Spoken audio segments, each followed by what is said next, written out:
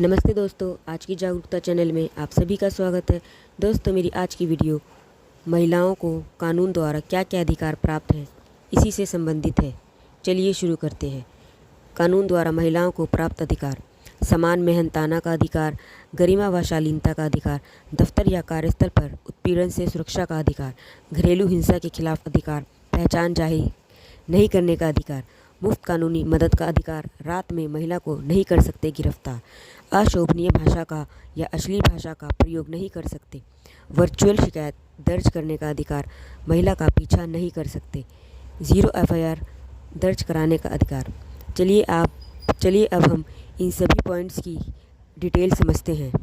चलिए समझते हैं। नंबर 1 पर है समान मेहनताना का अधिकार। मतलब एक ही काम के लिए स्त्री और पुरुष दोनों को समान वेतन दिया जाएगा। जहाँ भी काम करते हैं, जो भी उनका कार्यस्थल है, कामकाजी महिला को पुरुष की बराबरी में सैलरी लेने का अधिकार है। ऐसा कानून द्वारा निर्धारित किया गया है। दूसरा पॉइंट है गरिमा और शालीनता का अधिकार।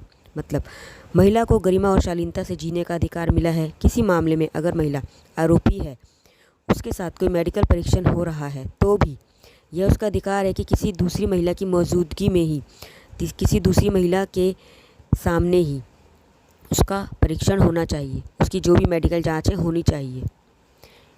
तीसरा है पॉइंट हमारा दफ्तर या कार्यस्थल पर उत्पीड़न से सुरक्षा का अधिकार। भारतीय कानून के मुताबिक अगर किसी महिला के खिलाफ दफ्तर या कार्यस्थल पर कुछ शारीरिक उत्पीड़न, यौन उत्पीड़न होता है तो उसे शिकायत दर्ज करने का अधिकार है। इस कानून के तहत महिला 3 महीने की अवधि के भीतर ब्रांच ऑफिसर में इंटरनल कमेटी ICC को लिखित शिकायत भी दे सकती है। चौथा पॉइंट है घरेलू हिंसा के खिलाफ अधिकार। भारतीय संविधान की धारा 498 498 के अंतर्गत महिला लिव इन पार्टनर या किसी घर में रहने वाली महिला को घरेलू हिंसा के खिलाफ आवाज़ उठाने का पूरा अधिकार मिला है। पति, मेल, लिव इन पार्टनर या रिश्तेदार या परिवार का कोई भी सदस्य यदि महिलाओं से बदतमीजी करता है, आर्थिक, जज्बाती, यौन हिंसा, सामाजिक, घर में किसी तरीके की भी घरेलू हिंसा होती है, तो आरोपी को 3 साल गैर जमानती जेल की सज़ा हो सकती है या जुर्माना भी भरना पड़ सकता है, जुर्माना भी देना पड़ सकता है। 5वां है पहचान जाहिर नहीं करने का अधिकार। इसका मतलब यह हुआ दोस्तों, किसी महिला की निजता की सुरक्षा का अधिकार हमारे कानून में दर्ज है। अगर कोई महिला यौन उत्पीड़न से पीड़ित हुई है तो वह अकेले में डिस्ट्रिक्ट मजिस्ट्रेट के सामने बयान दर्ज करा सकती है और अपनी पहचान को जाहिर नहीं करने के लिए भी बोल सकती है। ऐसा अधिकार कानून के द्वारा महिलाओं को दिया गया है। महिला पुलिस अधिकारी की मौजूदगी में बयान दे सकती है। छठा पॉइंट है मुफ्त कानूनी मदद का अधिकार। इसके अंतर्गत लीगल सर्विसेज अथॉरिटी एक्ट के मुताबिक जिन भी महिलाओं का जैसे यौन उत्पीड़न या बलात्कार की शिकार महिला को मुफ्त कानूनी सलाह पाने का अधिकार है। लीगल सर्विसेज अथॉरिटी की तरफ से किसी महिला का इंतजाम किया जाता है। रात में महिला को नहीं कर सकते गिरफ्तार। इसका मतलब है कि महिला ने अपराध किया है तो उसे दिन में ही गिरफ्तार किया जाएगा और एक महिला पुलिस कर्मचारी को लाकर। हाँ, किसी महिला आरोपी को सूर्यास्त के बाद या सूर्योदय से पहले गिरफ्तार नहीं कर सकते। अपवाद में फर्स्ट क्लास मजिस्ट्रेट के आदेश को रखा गया है। कानून भी यह कहता है कि किसी से अगर उसके घर में पूछताछ कर रहे हैं तो यह काम महिला कांस्टेबल या परिवार के सदस्यों की मौजूदगी में होना चाहिए। 8वां पॉइंट है वर्चुअल शिकायत दर्ज करने का अधिकार। मतलब कोई भी महिला वर्चुअल तरीके से भी अपनी शिकायत दर्ज कर सकती है। वह ईमेल का सहारा ले सकती है यदि वह पुलिस स्टेशन नहीं जाना चाहती या कुछ और दिक्कत है स्त्री को, तो महिला चाहे तो रजिस्टर्ड पोस्टल एड्रेस के साथ पुलिस थाने में चिट्ठी के जरिए अपनी शिकायत भेज सकती है। इसके बाद SHO महिला के घर पर किसी कांस्टेबल को भेजेगा जो बयान दर्ज करेगा। ऐसा अधिकार भी महिलाओं को कानून द्वारा प्राप्त है। अशोभनीय या अश्लील भाषा का प्रयोग नहीं कर सकते।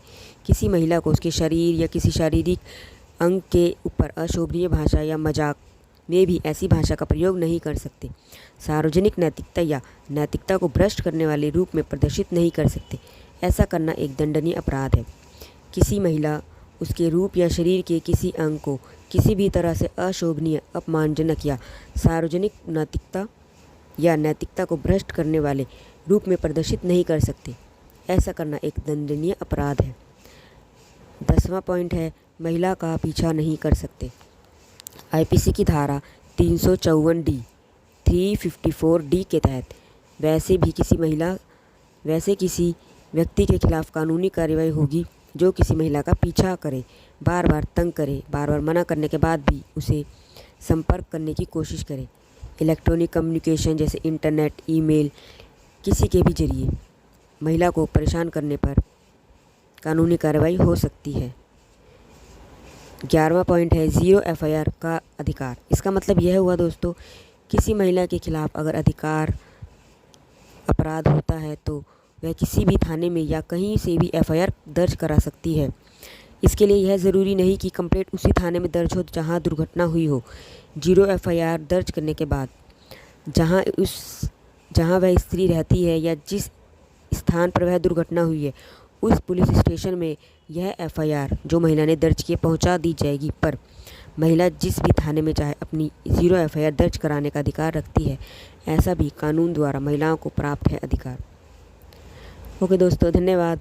ऐसी ही यूज़फुल वीडियो बच्चों और महिलाओं से संबंधित मैं आपके लिए लेकर आती रहूँगी। तब तक के लिए धन्यवाद। नमस्ते।